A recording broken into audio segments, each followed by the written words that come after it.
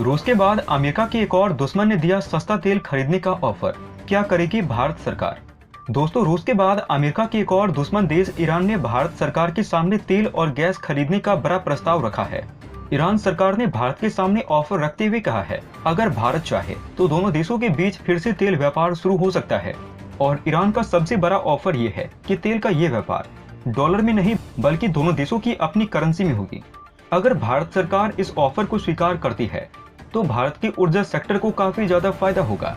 भारत में ईरान के राजदूत अली चैंगनी ने कहा है, ईरान ने तेल और गैस के निर्यात के लिए रुपया रियाल व्यापार को फिर से शुरू करके भारत को अपनी ऊर्जा जरूरतों को पूरा करने में मदद करने की पेशकश की है।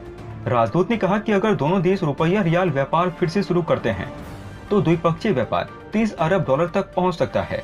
ईरान भारत का दूसरा सबसे बड़ा तेल आपूर्तिकर्ता हुआ करता था, लेकिन पूर्व अमेरिकी राष्ट्रपति डोनाल्ड ट्रंप द्वारा ईरान के साथ परमाणु समझौते से हटने और उसके तेल निर्यात पर फिर से प्रतिबंध लगाने के बाद नई दिल्ली को आयात रोकना पड़ा था और साल 2018 में भारत ने ईरान से तेल खरीदना बिल्कुल बंद कर दिया था और अपनी निर्भरता सऊदी अरब पर बढ़ाई। लेकिन सऊदी अरब तेल का प्रोडक्शन नहीं बढ़ा रहा है, जिससे भारत पर काफी असर पड़ रहा है। यूक्रेन युद्ध की वजह से पूरी दुनिया में ऊर्जा संकट मचा हुआ है और इन सब के बीच भारत में ईरान के राजदूत अली ने कहा है, भारत की ऊर्जा जरूरतों को पूरा करने के लिए ईरान तैयार है। वर्ल्ड ट्रेड सेंटर में आयोजित एक कार्यक्रम के दौरान ईरान के राजदूत ने कहा, ईरान तेल और गैस के निर्यात के लिए रुपया रियाल व्यापार शुरू करके भारत की ऊर्जा सुरक्षा जरूरतों को पूरा करने के लिए तैयार है।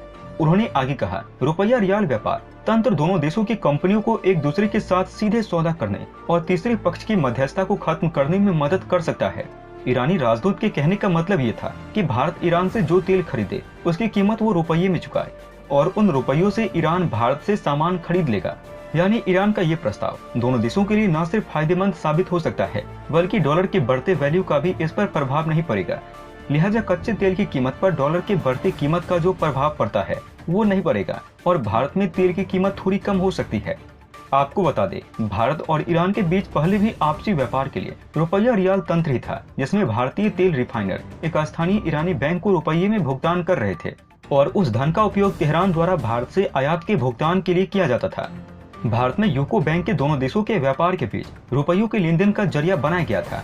इसने ईरान को भारत के लिए कच्चे तेल का सबसे बड़ा स्रोत बाजार बनाने के लिए प्रेरित किया था, जबकि ईरान से पहले सऊदी अरब भारत का सबसे बड़ा आपूर्तिकर्ता हुआ करता था। लेकिन अमेरिका द्वारा प्रतिबंधों को फिर से लागू करने के बाद भारत ईरान के बीच का व्यापार जो 17 अरब अमेरिकी डॉलर तक चल गया था, वो 2019 से 20 में घटकर महज 2 अरब डॉलर का हो गया है। इसके साथ ही ईरान के राजदूत ने आगे कहा है कि अगर भारत की मर्जी होती तो ईरान भारत में प्राकृतिक गैस के परिवहन के लिए रुकी हुई ईरान पाकिस्तान भारत पाइपलाइन परियोजना को पुनर्जीवित करने और वैकल्पिक मार्ग खोजने के लिए नई दिल्ली के साथ मिलकर काम करने का भी इच्छुक है। ईरान का ये प्रस्ताव भी भारत के लिए काफी ज्यादा अहम और फायदेमंद है। इसके साथ ही भारत पिछले कई सालों से ईरान से कई अन्य उत्पादों का भी आयात करता था। भारत अपनी कच्चे तेल की जरूरतों का एक बड़ा हिस्सा ईरान से खरीदता था। भारत ईरान से कच्चा तेल आयात करने वाला तीसरा सबसे बड़ा देश था। लेकिन अमेरिकी प्रतिबंध के बाद भारत ने ईरान से कच्चा तेल खरीदना रोक दिया था। वहीं अमेरिकी धमकियों के बाद वेनेजुएला से कच्चा तेल की आयात करने में भी भारत ने आधा से ज्यादा कटौती कर दी थी। 2019 में भारत ने जहां वेनेजुएला में 15.9 मिलियन कच्चा तेल आयात करता था, लेकिन 2020 में वेनेजुएला से भारत ने सिर्फ 7.6 मिलियन टन ही तेल खरीदा है। अमेरिकी प्रतिबंधों के चलते भारत ने ईरान से तेल खरीदना बंद कर दिया था। आंकड़ों के मुताबिक ईरान ने 2018 से 19 में भारत को 2.3 करोड़ टन कच्चे तेल की आपूर्ति भारत को की। वहीं 2017 से 18 में भारत ने ईरान से 2.2 करोड़ टन कच्चा तेल खरीदा था। वहीं भारत ने यूएई से 2018-19 में 1.7 करोड़ टन तेल की आपूर्ति की थी। भारत अपनी जरूरत का सबसे ज्यादा कच्चे तेल की आपूर्ति इराक से करता है। 2017 से 18 से पहले भारत तेल के लिए सबसे ज्यादा सऊदी अरब पर निर्भर रहता था। Directorate general of commercial intelligence and statistics के आंकड़ों के मुताबिक इराक ने 2018 से 19 वित्त वर्ष में भारत को 4.6 करोड़ टन कच्चा तेल बेचा। ये 2017 से 18 के मुकाबले 2% ज्यादा था। भारत की तरफ से शुक्रवार को पश्चिमी देशों पर निशाना साधते हुए कहा गया है, तेल आत्मनिर्भरता वाले देश या रूस से खुद तेल आयात करने वाले लोग विश्वसनीय रूप से प्रतिबंधात्मक व्यापार की वकालत नहीं कर सकते हैं। भारत का इशारा साफ तौर पर ब्रिटेन और जर्मनी देशों की तरफ है, जो पिछले कई दशकों से रूस से तेल खरीद रहे हैं और यूक्रेन संकट के बाद भी रूस से तेल और गैस खरीदने पर प्रतिबंध लगा नहीं पाए हैं। जर्मनी ने तो रूस से तेल खरीदने पर बैन लगाने से साफ हाथ उठा दिए हैं, तो ब्रिटेन की तरफ से भी अभी तक विचार किए जा रहे हैं। भारत की तीखी प्रतिक्रिया ऐसे समय में आई है जब भारत की शीर्ष तेल कंपनी इंडियन ऑयल कॉर्पोरेशन ने 30 लाख बैरल कच्चा तेल रूस से खरीदा है, जिसे रूस ने मौजूदा अंतर्राष्ट्रीय दरों पर भारी छूट के साथ भारत को दिया है।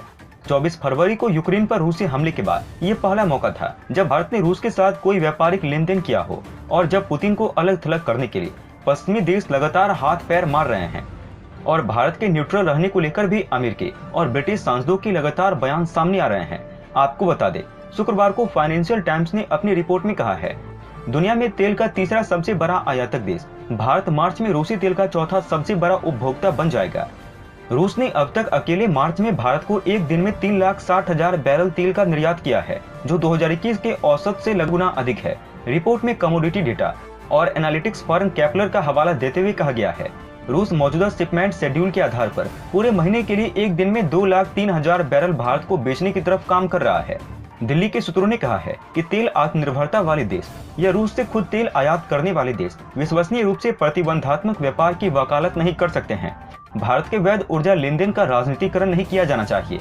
आपको बता दें कि भारत अपनी ऊर्जा आवश्यकताओं को पूरा करने के लिए आयात पर अत्यधिक निर्भर है। भारत सरकार के एक सूत्र ने कहा है, कच्चे तेल की हमारी जरूरत का करीब 85% आयात करना पड़ता है। वहीं आपको बता दें, अक्सर तेल को लेकर भारत के साथ राजनीति की जाती रही है और कई बार तेल आयात को लेकर भारत को ब्लैकमेल करने की भी कोशिश की जाती रही है।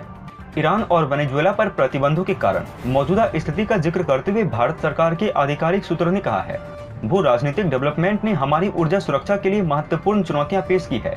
अस्पष्ट कारणों से हमें ईरान और वेनेजुएला से तेल का आयात बंद करना पड़ा है। वैकल्पिक स्रोत अक्सर अधिक कीमत पर आते हैं। यानी अधिकारी का साफ कहना था, ईरान से तेल खरीदना भारत को सस्ता पड़ता था, लेकिन अमेरिका द्वारा ईरान पर लगाए प्रतिबंध की वजह से भारत को नुकसान उठाना पड़ रहा है। सूत्रों ने कहा कि रूस भारत को कच्चे तेल का मामूली आपूर्ति करता रहा है और भारत अपनी जरूरत का 1% से 2% के बीच में तेल का आयात रूस से करता रहा है और रूस से तेल खरीदने के मामले में भारत अब तक टॉप 10 में भी शामिल नहीं है। दोस्तों, अंत में हम आपसे एक महत्वपूर्ण जानकारी साझा करने जा रहे हैं। नीचे डिस्क्रिप्शन में दिए गए लिंक पर जाकर आप इंडियन आर्मी मर्चेंडाइज खरीदकर सपोर्ट कीजिए और पूरे देश का हौसला बढ़ा दीजिए। जाने से पहले वीडियो को लाइक और शेयर करें तथा चैनल को सब्सक्राइब करना न भूलें। तब तक के लिए धन्यवाद। जय हिंद, जय भारत। अच्छा सुनो, चैनल को सब्सक्राइब करो, उसके बाद घंटी बजा देना ताकि अगली वीडियो आपसे मिस ना हो पाए। Thank you.